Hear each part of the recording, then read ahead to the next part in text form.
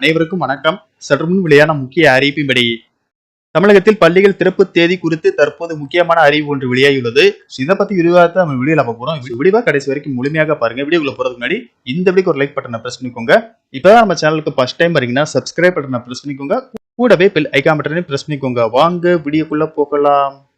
தமிழகத்தில் உள்ள அரசு உதவி பெறும் பள்ளிகள் மற்றும் தனியார் பள்ளிகளில் கடந்த ஏப்ரல் 24ஆம் தேதியுடன் அனைத்து வகுப்புகளுக்கும் முழு ஆண்டு தேர்வுகள் முடிவடைந்தன.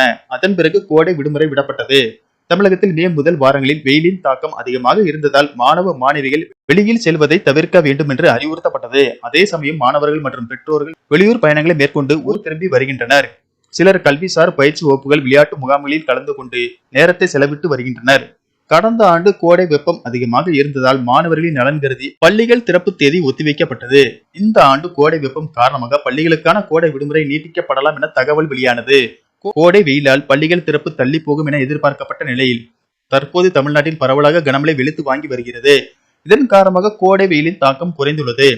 இதனால் திட்டமிட்டபடி வரும் ஜூன் 2ஆம் தேதி பள்ளிகள் திறக்கப்படும் என்று தொடக்க கல்வி இயக்குநர் உத்தரவு பிறப்பித்துள்ளார்.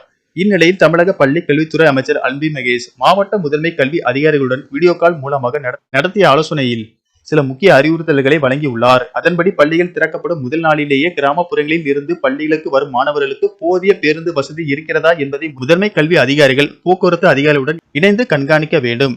தேவைப்படும் பகுதிகளில் பேருந்து வசதியை ஏற்படுத்த முற்பட வேண்டும். பள்ளிகள் திறக்கப்படும் முதல் நாளிலேயே மாணவர்களுக்கான இலவச நோட்டு, புத்தகம், புத்தகப்பை உள்ளிட்டவை விநியோகிக்கப்பட வேண்டும்.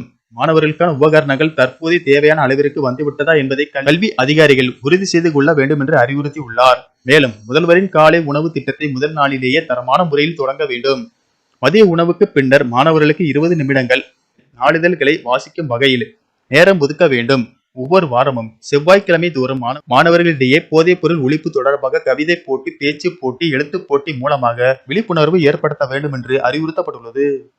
நன்றி, வணக்கம்.